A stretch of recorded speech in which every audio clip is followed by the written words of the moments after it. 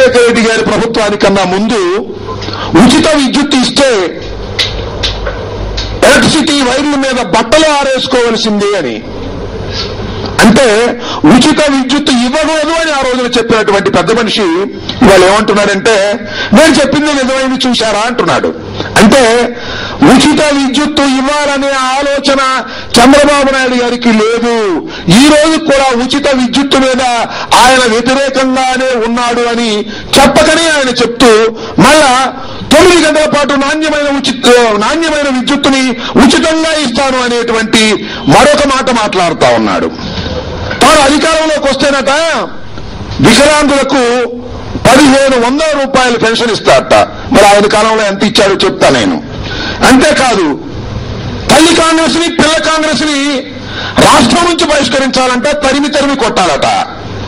నాకు గుర్తొస్తుంది, మహానుభావుడు డాక్టర్ వైఎస్ రాజశేఖర రెడ్డి గారు చనిపోయి ఎక్కడున్నాడో కానీ ఆయన ఒక మాట చెప్పేవారు, చంద్రబాబు నాయుడికి మునిశాపం ఉందట. నిజం చెబితే ఆయన తలకాయి 1001 అయిపోతుందట. అందుకని ఎప్పుడు అబద్ధాలే చెప్పడం చంద్రబాబు నాయుడు గారికి అలవాటు.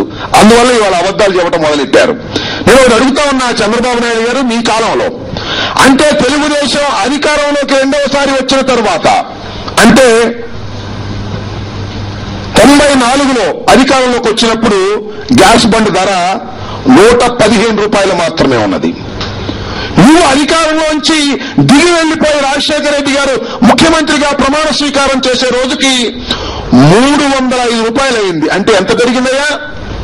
డబల్కు మించి నీ హయాంలో ధర పెరిగితే దాని 180 రూపాయలే ఉండేది అనేటువంటి మాట, ఇంత పచ్చి అబద్ధం మాట్లాడడానికి నీకు సిగ్గులేదా అని అడుగుతా ఉన్నా. 305 రూపాయలుతో నువ్వు అధికారంలోంచి దిగిపోతే రాజశేఖర రెడ్డి గారు అధికారంలోకి వచ్చి 305 రూపాయలతో గ్యాస్ బండ ఉన్నటువంటి ధరని రాజశేఖర రెడ్డి గారు చనిపోయేంత వరకు 305 రూపాయలు మాత్రమే ఉన్నది. 1 పైసా కూడా పెంచలేదు. 1 పైసా కూడా పెంచనటువంటి వ్యక్తి డాక్టర్ వైఎస్ రాజశేఖర రెడ్డి పాలన తప్ప మరొకటి కాదు. నీ కాలంలో 100% కన్నా మించి పెరిగిపోయినటువంటి గ్యాస్ బండ ధర గురించి ఇవాళ నువ్వు అబద్ధాలు ప్రచారం చేసుకోవడానికి ప్రయత్నం చేయడానికి సిగ్గులేదా అని అడుగుతా ఉన్నా. అంతేకాదు కేంద్ర ప్రభుత్వం చంద్రబాబు నాయుడు గారు 9 సంవత్సరాల పరిపాలనా కాలంలో ధర పెంచితే కేంద్ర ప్రభుత్వం పెంచింది నన్నేం చేయమంటారు అని తప్పుకు పారిపోయినటువంటి వ్యక్తివి.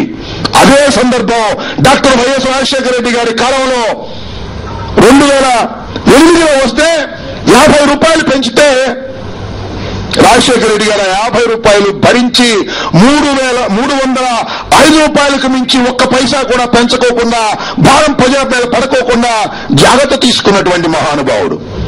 అలాంటి పరిపాలనని నీవు వాళ్ళ తరిమి కొట్టాలని పిల్ల కాంగ్రెస్ అని పెద్ద కాంగ్రెస్ అని అంటున్నావు. సరే, ఎందుకు ఇలా అబద్ధాలు ఆడుతున్నావు అని అడుగుతా ఉన్నా. ఎందుకు ఈ రకమైనటువంటి అబద్ధాలు ఆడి ఏదో ఒక విధంగా అందరం ఎక్కాలనేటువంటి ప్రయత్నం నువ్వు చేస్తున్నావు తప్ప మరొకటి కాదు. అంతేకాదు విద్యుత్తు గురించి మాట్లాడుతా ఉన్నావు. ఉచిత విద్యుత్ ఇస్తానంటున్నావు.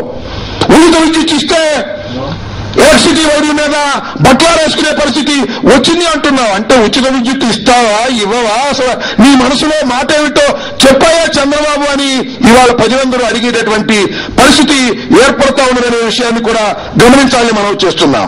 నువ్వేం చెప్పావు మనసులో మాటలో పుస్తకంలో?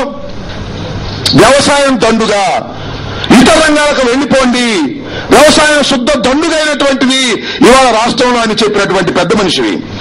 50 రూపాయల హార్స్ పవర్ కి విద్యుత్ ఛార్జీలు ఉంటే నీ హయాంలో 600 రూపాయలకు పెంచావు విద్యుత్ ఛార్జీని హార్స్ పవర్ కి. చివరికి అది కట్టలేక బాకీలు పడిపోతే ప్రజలు ప్రత్యేకమైనటువంటి కోర్టులు పెట్టావు, ప్రత్యేకమైనటువంటి పోలీస్ స్టేషన్లు పెట్టావు. తీవ్రంగా వేధించి వారందరినీ కూడా ఆత్మహత్యలు చేసుకునే స్థితికి తీసుకొచ్చినటువంటి దౌర్భాగ్యమైనటువంటి పాలన నీది కాదా చంద్రబాబు? ఒకసారి ఆలోచన చేయమని